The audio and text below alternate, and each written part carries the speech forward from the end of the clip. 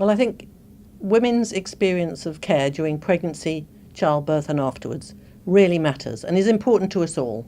And I think that's one of the reasons we wanted to carry out this kind of survey that I'm talking about. It's the first survey of its kind to be carried out in Northern Ireland, and that's a very important thing to have done.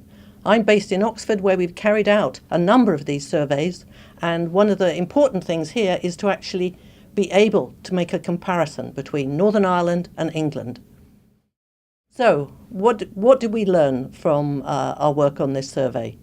Well, we learned that women's experiences are very, very similar.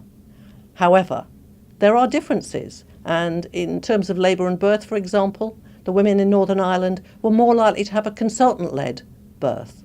They were more likely to be induced, and they were more likely to have a caesarean section as a way of giving birth to their baby. And I think that's of concern that nearly 1 in 3 are doing that. As far as postnatal care is concerned, the comparisons are mixed. Length of stay is very similar. First time mums stay for 2 days, second time mums stay 1 day.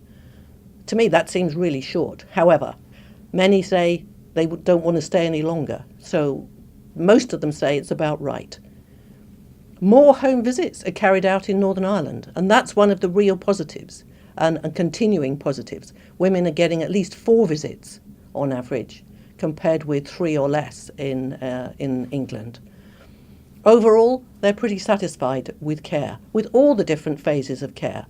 But I think what's really important to take away from this is not just what the people who are really positive have to say, but to look hard and listen hard to the women who didn't have such a good time.